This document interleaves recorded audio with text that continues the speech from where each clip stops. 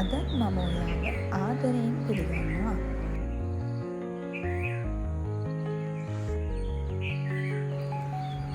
ඉතින් මම මේ ඔයාලට පෙන්නන දර්ශනය උදේ පාන්දර view එකක්. ඇත්තටම හරිම ලස්සනයි. පාන්දර මේ ඇති උදේ පාන්දර 5:00 විතර ඇති. ඉතින් මම මුලින්ම ඔයාලට ආරාධනා කරනවා මේක පොඩ්ඩක් බලලා ඔයාලා මුලින්ම රිලැක්ස් වෙන්න කියලා.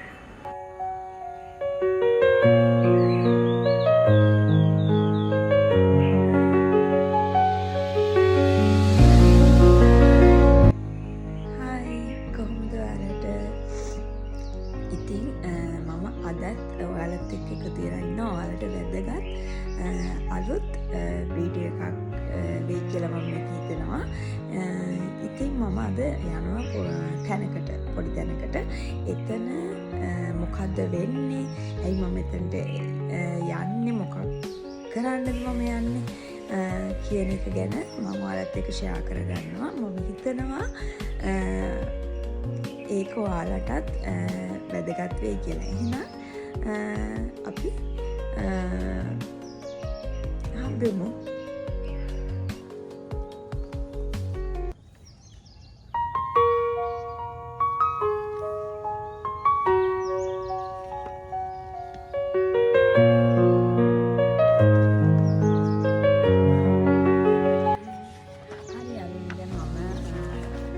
අද පොඩි ගමනක් යනවා කියවනේ. ඒකට අවශ්‍ය කරන ඩොකියුමන්ට්ස් ලෑස්ති කරගන්න මම ඉන්නේ. ඉතින් මම ඔයාලට කියන්නම් මම මොකටද යන්නේ, මොනවද මට යන්න අවශ්‍ය කරන ඩොකියුමන්ට්ස් කියන එක කියන්නම්. මේ තියෙන්නේ ඔයාලට පේන්නේ ඕපන් යුනිවර්සිටි එකේ තියෙනවා ඩිග්‍රී එකක්. The Bachelor of Education in Primary Education කියන එක තමයි මම ඇප්ලයි කරන්න යන්නේ. ඉතින් ඒකට ඔයාලටත් ඇප්ලයි කරන්න ඕන නම් ඒකට අවශ්‍ය කරන සුදුසුකම් හැටියට මෙයාලා ඉල්ලන්නේ එක්කෝ විද්‍යාපීඨ යෙන් සර්ටිෆිකේට් එක තියෙන්න ඕනේ.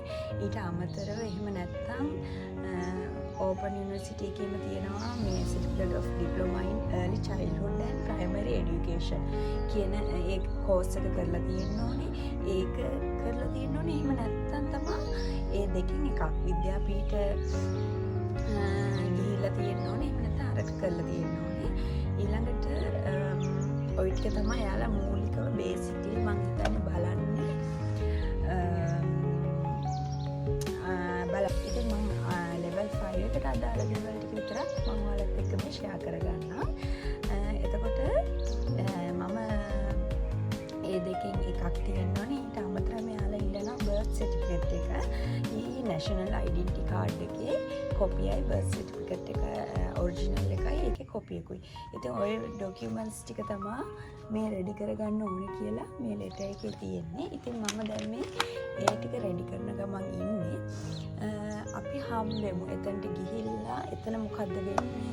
එතන කොහොමද process එක වෙන්නේ? මොකද්ද එතන situation එක ඉන්ටර්විව් එකකදී එතන මොනවද මගෙන් අහන්නේ කියන එකත් මම ඔයාලත් එක්ක ෂෙයා කරගන්නම්. මම හිතනවා ඒක ඔයාලට ගොඩක් ප්‍රයෝජනවත් වෙයි කියලා.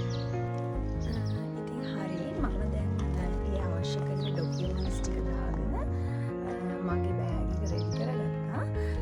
දැන් මම ඉක්මනට ලෑස්ති වෙනවා. ලෑස්ති වෙලා මොකද නම් අමාරු වෙtti එතන ඉන්න ඕනේ. ඒක නිසා මම දැන් ඉක්මනට ලෑස්ති වෙලා ඔයාලත් එක්ක එකතු වෙනවා.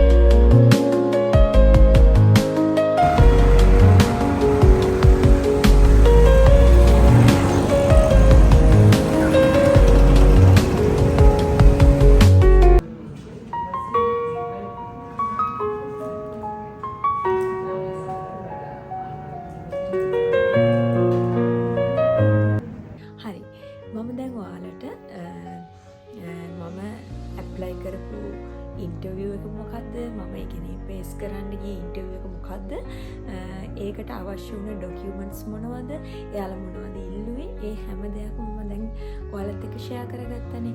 හරි, මම දැන් ඔයාලත් එක්ක ෂෙයා කරගන්න හදන්නේ මම ඉන්ටර්විය් එකට ගිහිල්ලා පේස් කරාට පස්සේ මොකද උනේ, එතන සිටුේෂන් එක කොහොමද, මොකද උනේ කියන එක මම දැන් ඔයාලත් එක්ක ෂෙයා කරගන්නම්. මම ගියේ නාවල ඕපන් යුනිවර්සිටි එකට. එතකොට මම ඇප්ලයි කරේ ප්‍රයිමරි එඩුකේෂන් ගැන තියෙන ඩිග්‍රී එකක්. එතකොට ඒක මම හොයලා බැලුවා කලින් තැන් දෙකක මට ස්ටඩි කරන්න පුළුවන්. එකක් NIE එකෙත් පුළුවන්, අනිත් එක NIE කියන්නේ ජාතික අධ්‍යාපන ආයතනය. NI කියන්නේ ඒකෙත් තියෙනවා. ඊට අමතරව තමයි මේ ඕපන් යුනිවර්සිටි එකේ තියෙන්නේ. ඒතර මම මුලින්ම ඔයාලට කියන්නම් ඇයි මම ඕපන් යුනිවර්සිටි එක සිලෙක්ට් කරගත්තේ කියලා. මම තොරතුරු හෙව්ව විදිහට මට ආරංචි වුණ තොරතුරුත් එක්ක NI එකත් හොඳයි, ඉතාම වටිනවා. නමුත් මම ඕපන් යුනිවර්සිටි එක තෝරගන්න හේතුව තමයි ඕපන් යුනිවර්සිටි එකේ NI එකේ ඩිග්‍රී එක ලංකාවේ ඇතුළු ඕනම තැනක වැලිඩ් කියනවා.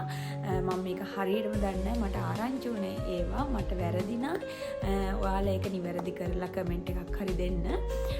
නමුත් පිටරට යන්න බලාපොරොත්තු වෙනවා නම් ඔයාලා ඩිග්‍රී එකෙන් මොනවා හරි කරන්න බලාපොරොත්තු වෙනවා නම් ගොඩක් මම කියන්නේ මේ ගවර්න්මන්ට් යුනිවර්සිටිස් ඒ වගේ එකකට ජොයින් වෙලා කරාම ටිකක් ඒක හොඳයි කියලා මම අහලා තියෙනවා. ඉතින් ඒ හේතු කිහිපයක් සලකලා බලලා තමයි මම ඕපන් යුනිවර්සිටි එක සිලෙක්ට් කරගත්තේ. හරි.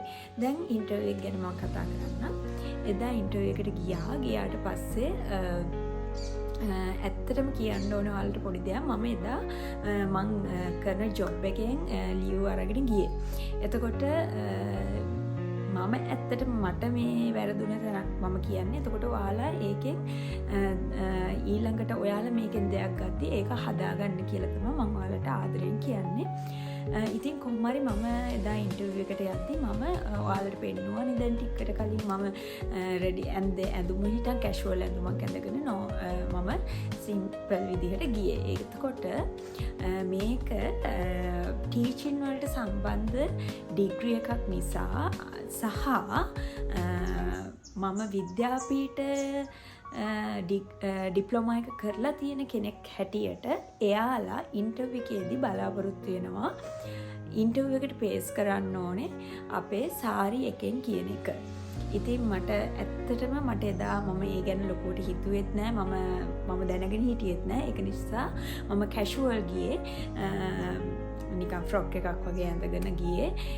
නමුත් මං ඔයාලට කියනවා ඒක එයාලා එච්චර අනුමත කරන්නේ නෑ. ඉතින් ඔයාලටත් මම ආදරෙන් කියන්නේ මෙතනින් ඉස්සරහට මේ වීඩියෝ එක බලලා යන්න කෙනෙක් ඉන්නවා නම් මේකට ඇප්ලයි කරන්න කෙනෙක් හිතනවා නම් ඔයාලගේ අවුට්ෆිට් එක ගැන, ඔයාලගේ ඇඳුම ගැනත්, ඔයාලා ඉන්ටර්විව් එකට යද්දී ඔයාලා අඳින්න ඕනේ විදිහ ගැනත් පොඩ්ඩක් සැලකිලිමත් වෙන්න. ස්පෙෂලි විද්‍යාපීඨ අය නම් පොඩ්ඩක් ඒ ගැන සැලකිලිමත් වෙන්න වැඩිපුර.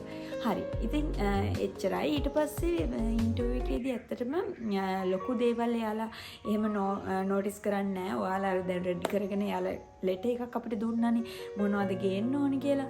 ඒ ලෙටර් එකේ තිබ්බ දේවල් එයාලා චෙක් කරනවා, සුහදව කතා කරනවා. ඊට පස්සේ එතනදි මොනවා හරි අපේ අඩුපාඩුවක් තියෙනවා නම් එයාලා අපිට කියනවා. ඒක ආයෙ ගේන්න ඕන නම් අපිට ඒකටත් දවසක් දෙනවා.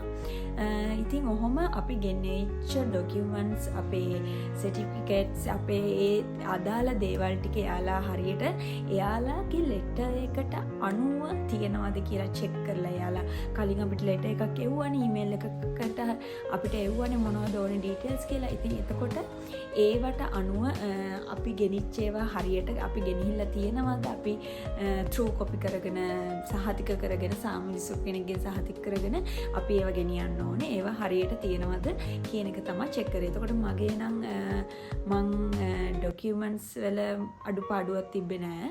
ඉතින් ඒවා ටික එයාලා චෙක් කරලා ඊට පස්සේ එයාලා කියනවා අපිට ඉදිරියේදී අපිට දන්වනවා කියලා.